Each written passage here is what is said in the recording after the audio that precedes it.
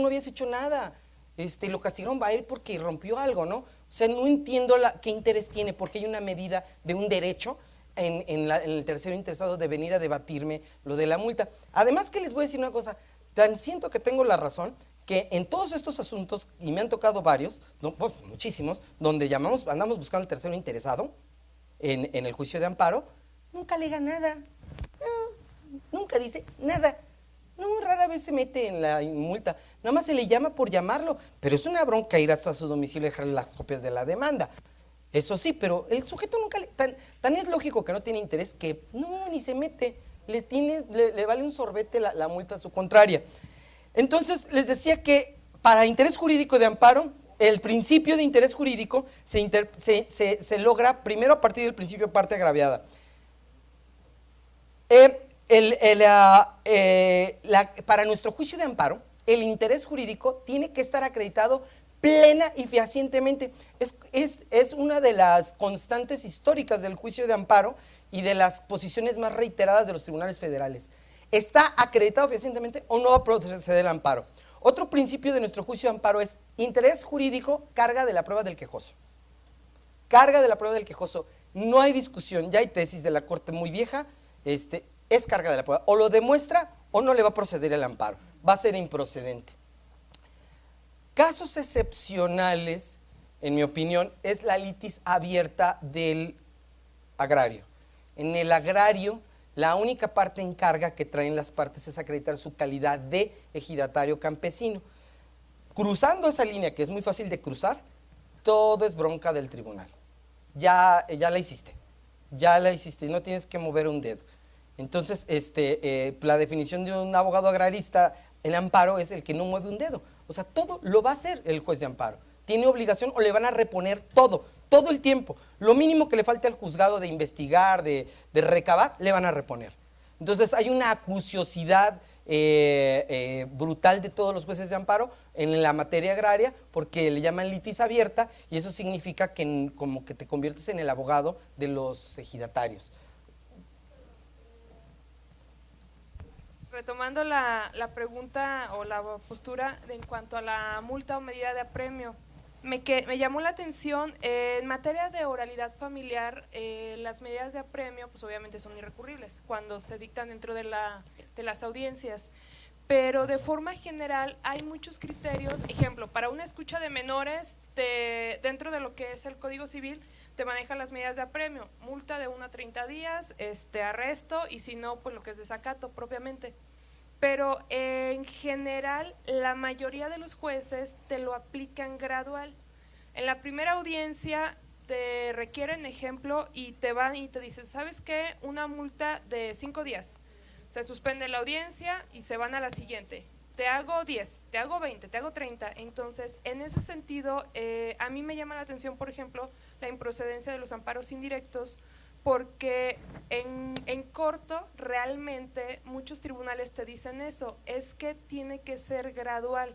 Entonces, yo no te voy a, yo he solicitado, oye, pues desde ahora apercíbelo con los 30 días, para que ya la siguiente sea propiamente arresto, pero generalmente me la niegan. Y como es irrecurrible, pues bien, gracias, ¿no? Entonces, eso va dilatando mucho, se van suspendiendo las audiencias preliminares en oralidad familiar, y al final de cuentas al chamaco lo vamos escuchando después de 5 o 6 audiencias. Ya que está viejo. Sí, entonces. Ya que está viejo. Miren, ahí les va. Y es muy importante que vean que los juzgados federales o los juzgados federales ya no somos iguales que antes. O sea, sabemos que hay muchos problemas de criterio. Tenemos la presencia de una actitud o una cultura jerárquica en poder judicial, donde los criterios son interpretados en forma como una orden militar, y generan una serie de problemas gravísimos, y a veces ya no sabemos el origen del problema. Es decir, pongamos una historia donde una familia cocina un pavo en Navidad y siempre lo corta en triángulo, y entonces platican que esa es la tradición, y platican que una persona de esa familia se pone a investigar por qué demonios cortan el pato o el pavo en triángulo.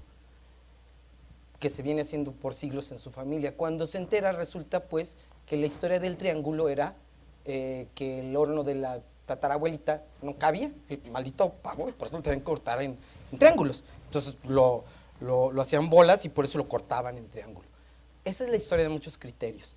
La gradualidad de la multa fue un criterio antiguo que tenían que ir aplicando, pero yo creo que es un criterio ya superado. Yo no creo que sea un criterio que debamos seguir pensando. Yo pienso que lo que se ha estado haciendo en forma, el criterio normal actual, es que más bien lo que tenemos que imponer es la multa en la graduación de la conducta procesal incumplida, pero no esa forma de interpretar la gradualidad de que, bueno, si es la primera audiencia, 10, si es la segunda, 20, luego esto, para llegar al arresto, no puede ser. No puede ser. Eso sí te quiero decir, honestamente, tenemos que ser los jueces, qué mal que estén grabando todo esto, que tenemos que ser los jueces un poco desobedientes, y los abogados también, tienen que provocar a los órganos para que vayan modificando sus criterios, pero tienen que dar razones. Esta forma de operar de las medidas de apremio para lograr un arresto después de 10 audiencias y cumplir una gradualidad, de veras, o sea, no lo puedes creer. Yo creo que si estuviera aquí un ministro de la Corte o el Pleno les diría, no nos hagan caso, si eso dijimos por favor, vayan pensando de otra manera, como que no es posible, esto es ilógico, como tú dices, esto va a generar una administración torpe, absurda, y con qué cara le vamos a decir al menor que pues, las multas funcionaron hasta que pues ya estaba viejo y con hijos, o sea, ahora sí vete con tus abuelos, o sea, no puede ser.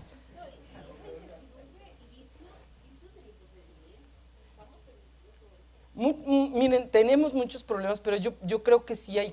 Les voy a comentar en el juzgado, tuvimos durante muchos años una cosa que pues me revolvía el estómago y quizás algunos no estén de acuerdo.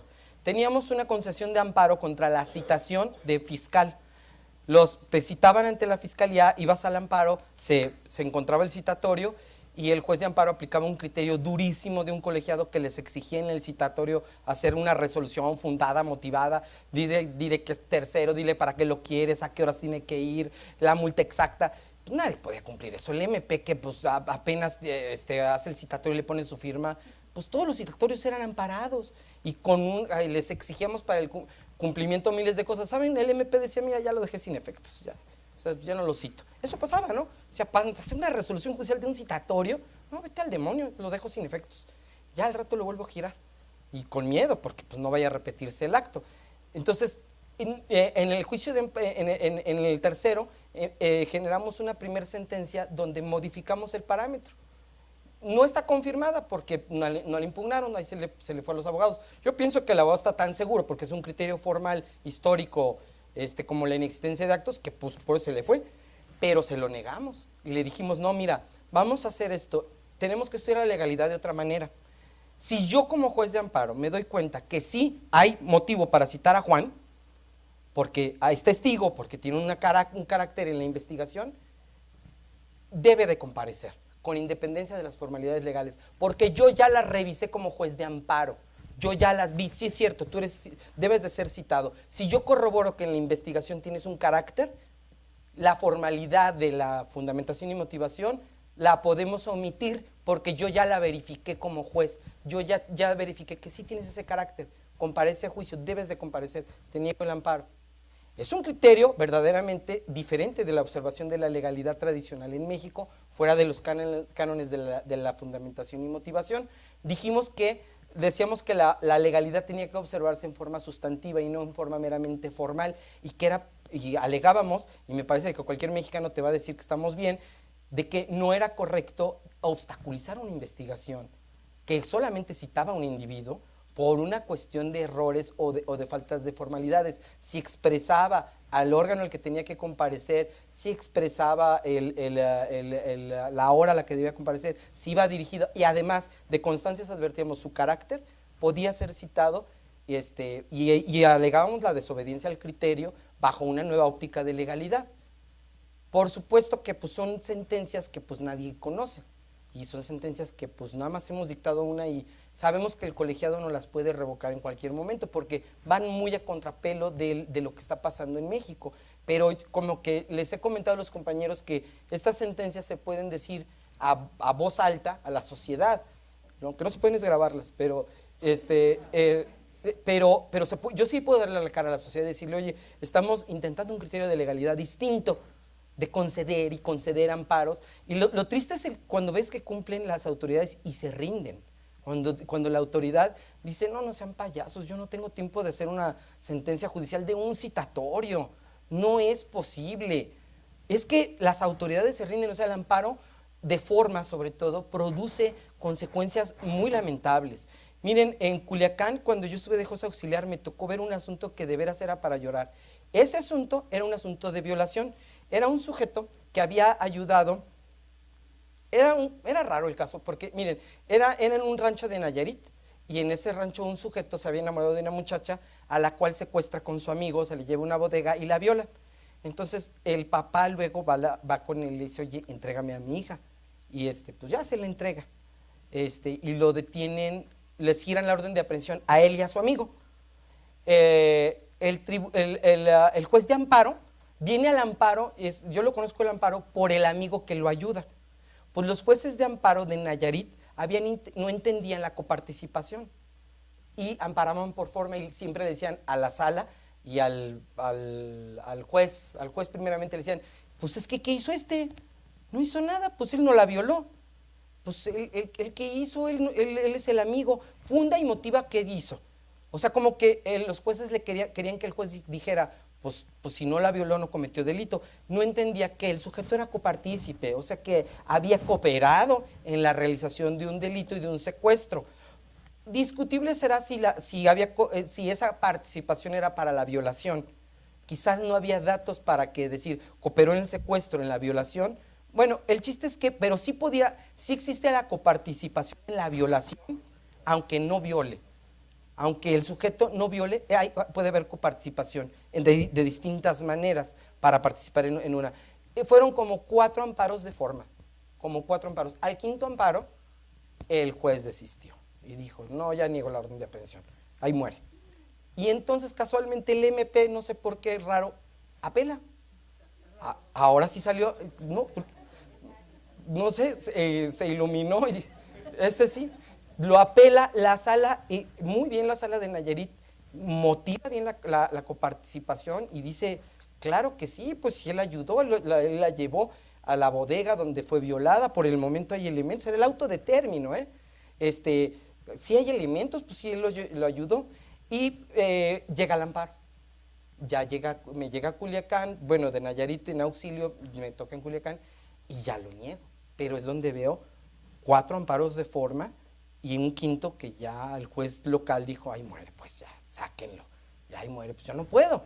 Entonces, estos amparos de forma tienen consecuencias a veces muy graves en la administración de justicia. Y yo creo que finalmente los justiciables que ganan amparos de forma, pues no son satisfechos. O sea, porque no obtienen más que tiempo y entonces el derecho que obtienes en restitución es una restitución en ganancia de tiempo y de obstaculización. Porque eso sí les quiero decir, ustedes dirán, pero pues ¿qué el amparo de forma no genera más amparos? Porque luego vuelven a venir al amparo otra vez, ahora por otra vez que dictaron el auto purgado de forma. Sí y no.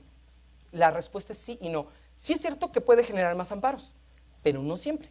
¿Por qué? Porque el otro amparo depende de muchas cosas, muchísimas cosas. Depende que tengan un abogado listo para impugnarlo otra vez. Depende pues de que él cobre otra vez otro amparo, depende que las partes ya no se hayan arreglado.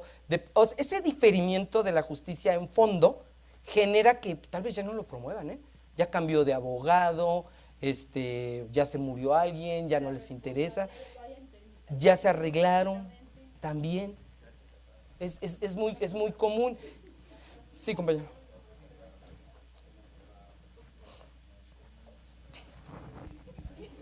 En relación al interés que una persona tiene para las multas o para que un juez haga valer sus determinaciones, cuando usted iniciaba su exposición decía que cuál era la percepción como opinión pública que se tenía de la justicia. Yo siento que parte de la percepción es, la gente dice, ¿Por qué a fulanito sí? ¿Por qué a Rodrigo Medina le dan un amparo? ¿Por qué a todo el mundo sí? Y a la gente de a pie no. Y ahora nos decía que interés puede tener una persona en que la multa no digamos, en que se gradúen las multas o que se siga. No sé, por ejemplo, la mayoría de los códigos penales estaban redactados más o menos como el de Guanajuato. En Guanajuato, para que procediera al delito de autoridad, de desobediencia a la autoridad, que no soy penalista, así que puedo cometer algunas pifias, Sí. era que se agotaran todos y cada Sí. uno de los medios de apremio. Es decir, si el Código de Comercio establecía 4, se necesitaban agotar los 4, si no, te regresaban. Y por ejemplo, para cuestiones como depositarias infieles, la negativa, la depositaria infiel, cuando el abogado, el depositario era distinto al abogado, o sea, no era el demandado, pero era un tercero, por ejemplo, la secretaria o el pasante, cosas por el estilo. Es un cohete que te regresen los bienes, no los encuentran, pero ya teniendo al abogado por desobediencia infiel, entonces los bienes aparecen o te restituyen o te arreglas. A lo mejor en esas, y los jueces dicen, no, ¿para qué lo voy a amonestar? Mejor lo multo. Y ya, y si no te entregan los bienes, ya vete con tu denuncia. Y en el MP pues no logras mucho porque están ilocalizables. En algunas cuestiones, por ejemplo, de la Profeco, puede haber casos en los que uno sí tenga interés en que la Profeco haga valer, digamos, autoridad y que las multas se cumplan. Porque si no, la Profeco las manda a Secretaría de Finanzas, hasta donde tengo recuerdo, y ya, pues, Secretaría de Finanzas ahí se queda, ya no aparecen. O sea, si hay como algunos supuestos en materia de derecho de familia, nunca te presentan a los niños, las convivencias puede pasar 6 meses sin convivir porque está enfermo, porque fue a una fiesta, porque fue a una clase, porque fue al dentista, porque siempre hay algo, ¿no? Entonces, parte del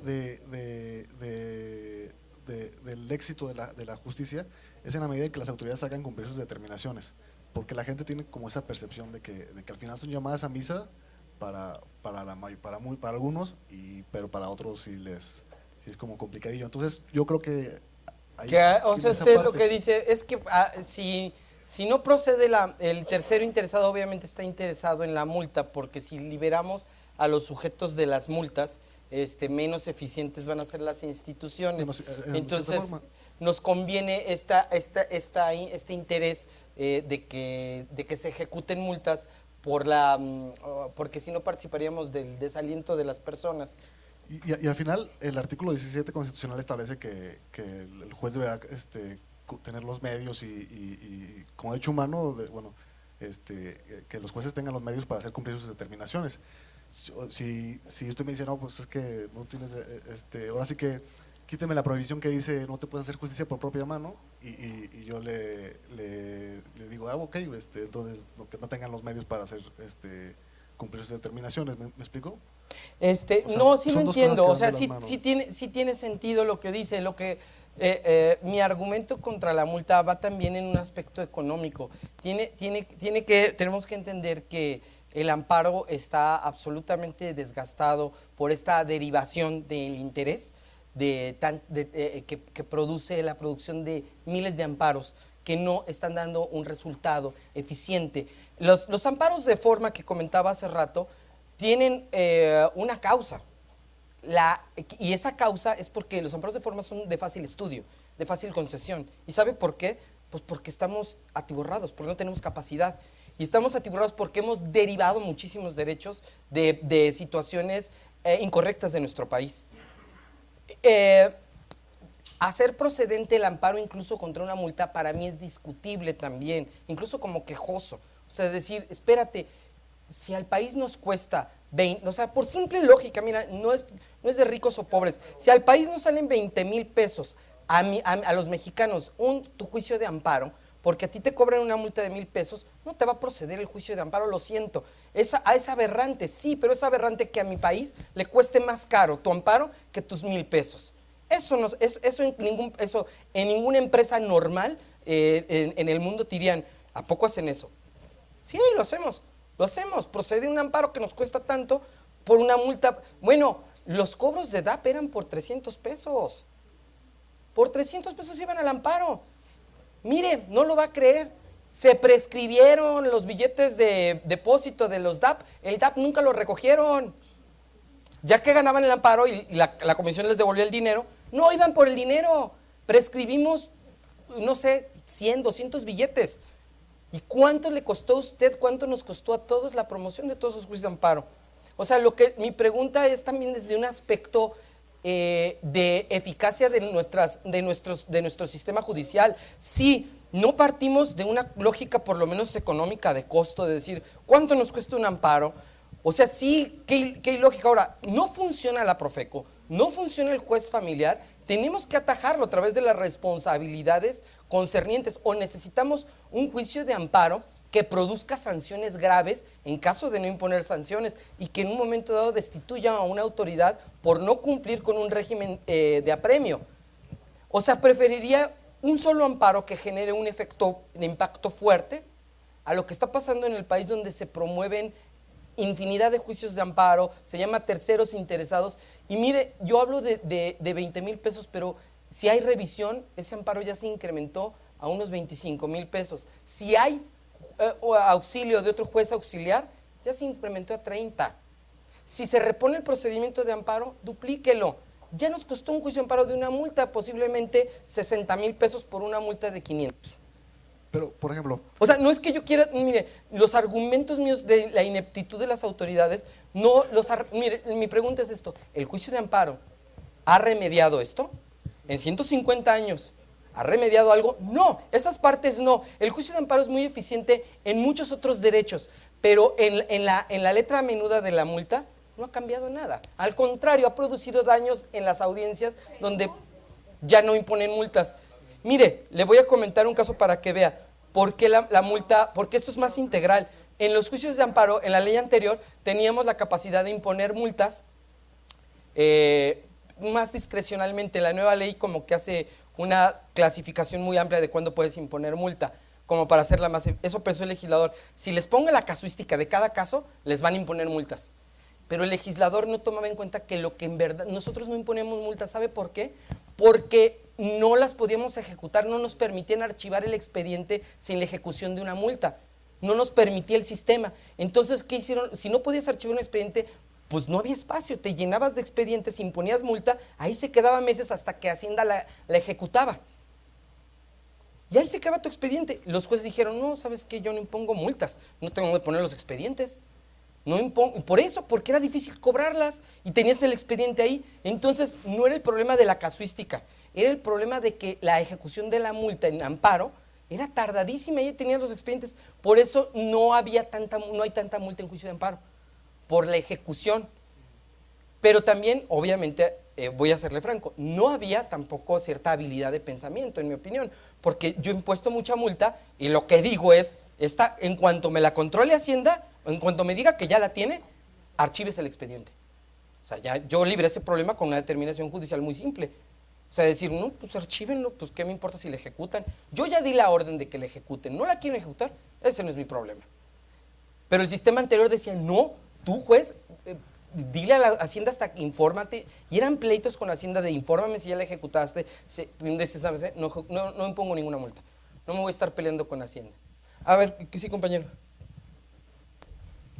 Tal vez pudiéramos hablar, valga la expresión, de una solución combinada, y comenzando por algo que podríamos llamar criterios de oportunidad o apariencia del buen derecho, o como quiera que le llamemos. Es decir, la idea es pues que el juicio de amparo evolucione, y para que evolucione tenemos que ser, digamos, audaces, tener cierta audacia, y esa audacia tiene que partir en un primer momento tal vez del juzgador.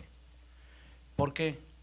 Porque así como usted lo dice, que tiene toda la claridad del mundo, si mi país pierde 25,000 pesos en un asunto en donde un particular está peleando 1,000 pesos, la verdad, yo creo que tiene toda la lógica del mundo, y esto es fondo, no es forma, es fondo, de que no se prosiga ese asunto que perjudica con 25,000 pesos, 1 a 25, así de sencillo. Ahora, ¿cómo le vamos a hacer para garantizar? ¿Por qué somos tan garantistas? ¿Por qué tratamos de garantizar que el señor recupere 1,000 pesos? No, y ni siquiera él, es que la multa no es para él, la multa es para él. Lo que comenta el compañero es que lo que genera es que no haya presión para la eficacia de las autoridades o de las instituciones. Bueno, ahí yo creo que también hay que ser audaces.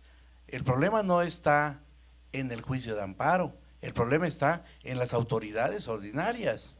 Entonces, yo creo que es ahí en donde tenemos que incidir y decirle, a ver, el asunto de la gradualidad no está acorde con la eficacia de la orden del juez.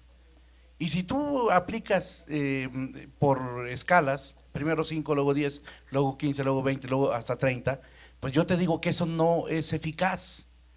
Aplica de inmediato los 30 e inmediatamente después el arresto y así sí puede ser. Ahora, digo, si somos un poquito audaces, podemos emplear el interés superior del menor y decir, oye, aquí hay menores, tú tienes la obligación de salvaguardar sus derechos humanos más que cualquier otra cosa, Claro, aunque claro. no hubiera menores, Sí, etcétera. Exactamente. Bueno, él quería hablar. Yo creo que tiene toda la razón. Creo que el punto es que si hay un interés superior de un menor y estamos derivando juicios de amparo por una multa, por un arresto, por una plena de liquidación, y la pregunta es, ¿y el interés superior del menor cuándo? De repente se pierde. El juicio de amparo va sobre el detalle, pum, pum, pum, o sea, y el final no hubo. Ya cansaste a las partes, ya no les interesa. ¿Usted quería hablar, compañero?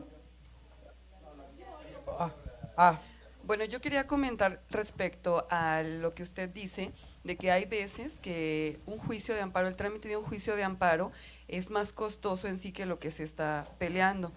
Pero a mí me parece que en un país como en el que estamos, si es el único medio que tenemos para cambiar la situación que está generando el que se inicie un juicio de amparo, pues se tiene que tomar. Y el ejemplo que yo tengo muy claro es cuando fue la cuestión de la devolución de fondos del Infonavit. Fueron muchísimos amparos que se promovían a granel y que generaba pues mucho trabajo para el juzgado, para todo el personal, y había veces que eran devoluciones de 1,000 pesos, de 800 pesos, pero era el mismo trámite para un amparo de esa cantidad que para personas que peleaban más de 100,000 pesos, sí, ¿no? Y fueron años en que se estuvieron promoviendo, y era un desgaste muy fuerte, sí. Pero esto que logró, que a final de cuentas la ley del Infonavit se modificara y que ahora una persona que se pensiona ya no se tiene que ir al amparo para que le devuelvan su dinero.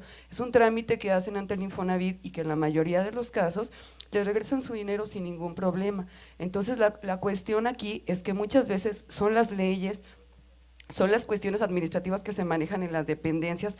¿Por qué en lugar de generar tantos amparos durante tantos años no se hizo esta modificación de la ley desde antes? Se hubiera ahorrado todo ese gasto que usted comenta ante los tribunales, todo el desgaste físico de las personas que trabajan ahí, el gasto económico, todo esto, si desde un principio se modifica la ley. Pero entonces son cuestiones más allá que un pensionado individual no lo va a hacer, pero si es el único medio que tiene esta persona para lograr sus 1,000 pesos, que son de él, no importa que a lo mejor ese juicio de amparo le costó al Estado 30,000 pesos, pues lo siento mucho, pero es la manera en que vamos a estar cambiando poco a poco la situación de las leyes y del país, creo yo.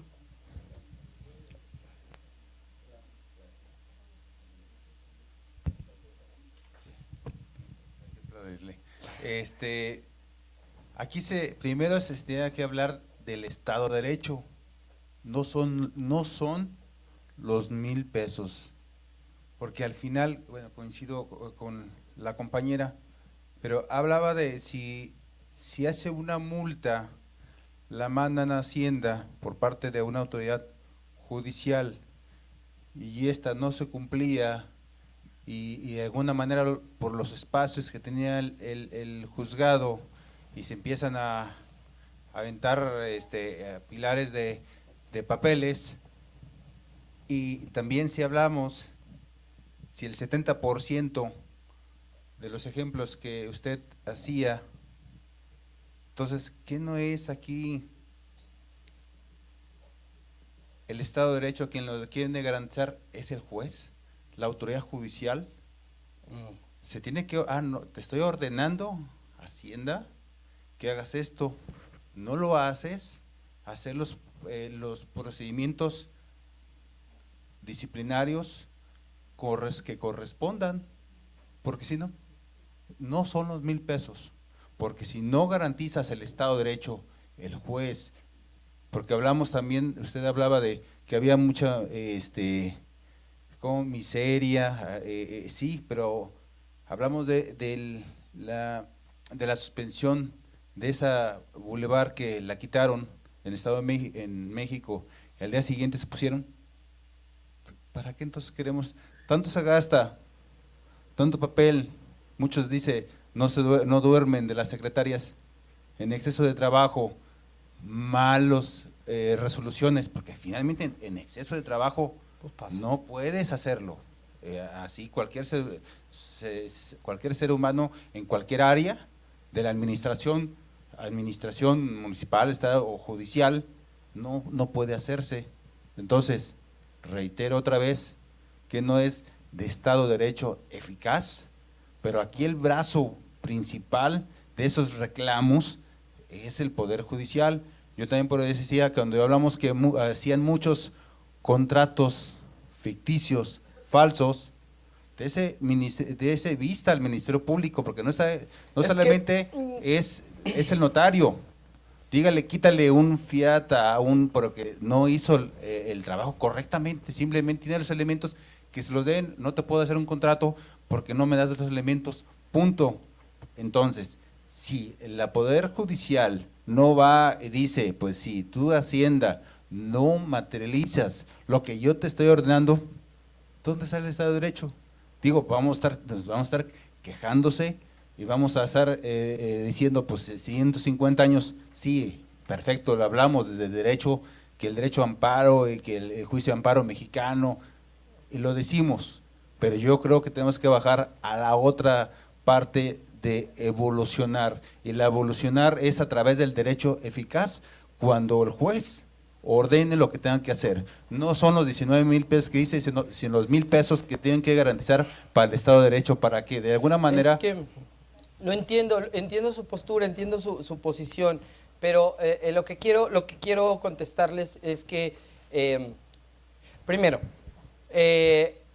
fíjate lo que es no puedes hablar de los abstractos del Estado de Derecho, no, habla lo que es en concreto. Primero, tú quieres que todo lo haga un juez, eso es lo que no capto muy bien. Tú, juez, pídele a Hacienda, espérame, ¿y los abogados? Ve por favor a ver un juicio de amparo, ¿qué te hace un abogado? ¿Qué produce? Los jueces no somos superhombres, tenemos capacidades limitadas como cualquier ser humano, tenemos que ir al baño, tenemos que comer. Espérame, no hay quien te apoye. Ve cuántos abogados te apoyan en cobrar una multa, en promover. No mueven un dedo. El juez de distrito, sí, pero el juez de distrito tiene que estar cacheteando a todo mundo. Oye, ¿y por qué no ponemos una denuncia penal contra Hacienda? No, que lo haga el juez. Dale vista, dame copia, causa de pedir, llama al tercero, e incluso busca al tercero interesado de constancias porque no te lo señalan. Dame en la boquita a la autoridad responsable porque no la llamé. Si vieras lo que en el juicio de amparo hace un juez de distrito, dirías, ¿qué hacen los abogados? La jurisprudencia ha dado una suplencia y un trabajo a los jueces por la ineptitud absoluta del sistema, pero incluso el sistema de litigio. Pero vamos a otro punto. Caramba, no se están dando cuenta que el problema es que han concentrado todo en el amparo. O sea, no es posible cuando a nuestros nietos les platiquemos que teníamos juicios penales, que teníamos responsabilidades administrativas, que teníamos toda una serie de instrumentos, pero todo queríamos que fuera el amparo. ¿Y por qué no funciona el amparo? Porque todo quieren que lo haga el amparo. Y 150 años esperando a Godot, esperando a que el amparo haga… Oye, pero el amparo es un procedimiento muy simple de derechos fundamentales. Pero ahora quieres que resuelva todo. ¿Cómo?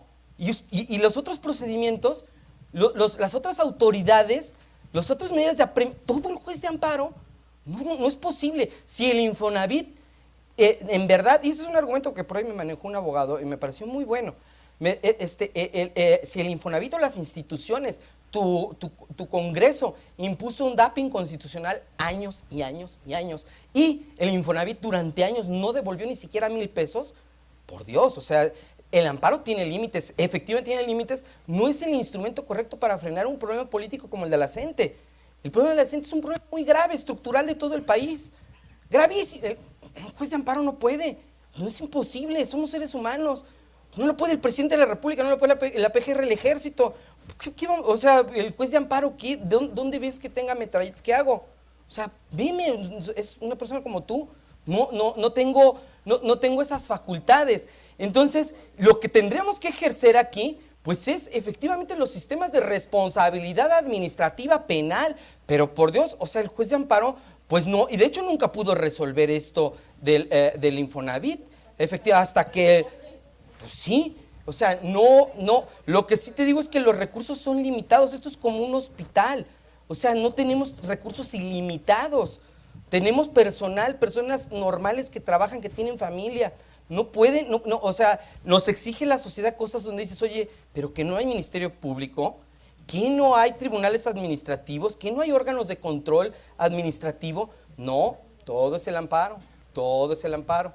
Sí, y te voy a decir por qué es todo el amparo, porque efectivamente tenemos 150 años dando mucha eficacia en muchos aspectos, pero ha llegado el punto donde esto ya es algo absurdo, o sea, dices, espérate, pero además, te digo, me dices que es responsabilidad del juez y de los abogados, vete al archivo, ve qué han hecho los litigantes, ve que todo lo hace un juez de amparo en general, hay muy poca actividad litigiosa y de promoción, no, además, date cuenta, no te estás dando cuenta del obstáculo real que existía con Hacienda. Hacienda no es que se negara a ejecutar la multa. Hacienda te decía, pues no lo encuentro, lo estoy buscando, ahí voy. Y así te pasaba años, ahí voy. O sea, decías, no, espérate. Nunca me decía que no lo quería hacer. O sea, te la pasaba renegando y tú tenías el expediente ahí mientras iban llegando más y más expedientes. Pues decidieron ya no poner multas. El sistema obstaculizaba, era imposible, nos estábamos ahogando, no tenía ningún sentido. Los rezagos eran impresionantes antiguamente. Entonces, yo sé que son opiniones. Finalmente, estamos hablando en opiniones incluso al margen de la judicatura. Pero el juicio de amparo yo siento que es un instrumento humano, normal, acotado, y que México está esperando algo, como si el juicio de amparo de repente nos fuera a salvar. No nos salvó en 150 años, ha arreglado muchas cosas, pero todo, también, o sea, arreglar un problema de la CENTE, que nadie lo ha podido arreglar. Oye, pues, ¿quién? O sea, nadie, ni la Comisión Interamericana. Vaya, ni una, o sea, lo único que puede arreglar un problema estructural a veces de esa naturaleza es una guerra. No un juicio nunca ha arreglado la estructura de un país, no, o sea, es algo limitado. Bueno, oigan, ya se están durmiendo, mañana nos vemos. ¿A qué hora es, perdón? A las 10, sí, ya se durmieron, ya hasta los desperté hace rato, ya van por la segunda vuelta. Nos vemos mañana a las 10 de la mañana, por favor.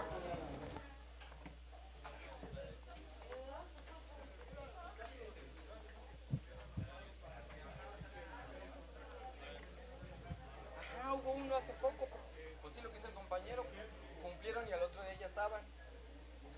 ¿Cómo le hace, pues?